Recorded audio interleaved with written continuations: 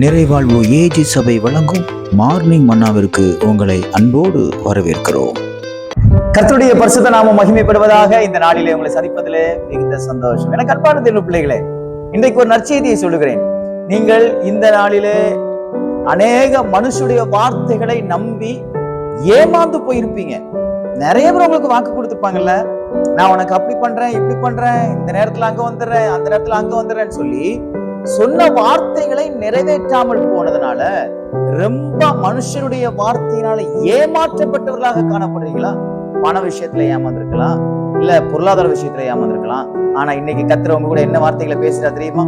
யோவான் எழுதின சுவிசேஷம் 4ஆம் அதிகாரத்துல ஆண்டவர் இப்படியாக ஒரு வார்த்தையை சொல்லுகிறார். 50வது வசனத்துடைய கடைசி பகுதி, அந்த மனுஷன் இயேசு சொன்ன வார்த்தையை நம்பி போனான். எவ்வளவு அருமையான வார்த்தை பார்த்தீங்களா?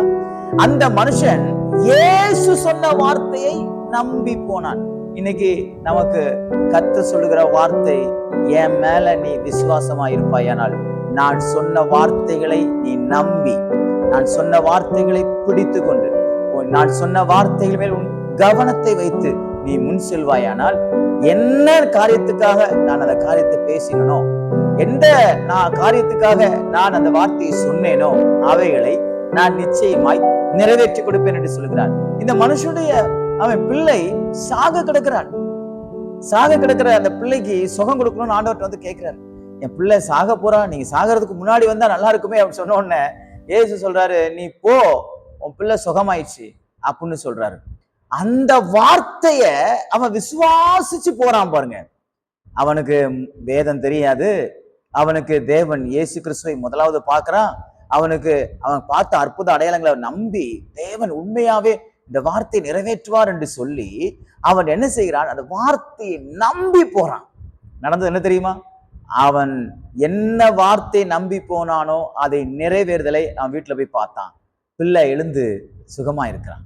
கேட்கிறான், எப்போ பிள்ளைக்கு சுகமாச்சு? நேரம் எத்தனை மணி இருக்கும்? இந்த நேரத்தை சொல்லும் போது இயேசு சொன்ன நேரமும் இந்த நேரம் ஒண்ணு. அவர் அங்க சொன்னாரு, சுகம் இங்கே உண்டாகிவிட்டது. இன்றைக்கு கர்த்தர் அப்படித்தான் சொல்லுகிறார். உங்களுக்கு கர்த்தர் சொன்ன வார்த்தைகளை நீங்கள் விசுவாசித்து, வேதத்திலே கர்த்தர் அநேக காரியங்களை உங்களுக்கு தீர்க்க தரிசனமாய் சொல்லியிருக்கலாம், அநேக காரியங்களை உங்களுக்கு சொப்பனங்கள் மூலமாக வெளிப்படுத்தியிருக்கலாம், அநேக காரியங்களை ஜெபத்திலே வெளிப்படுத்தியிருக்கலாம், பிரசங்கத்தின் மூலமாக வெளிப்படுத்தியிருக்கலாம். அதை நீங்கள் பிடித்து கொண்டு, அதை நான் விசுவாசிக்கிறேன் ஆண்டவரே.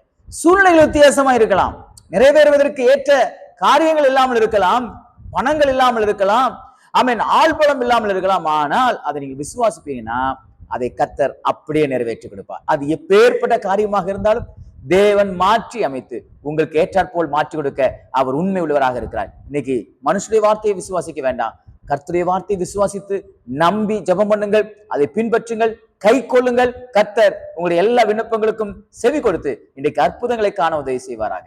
God bless you.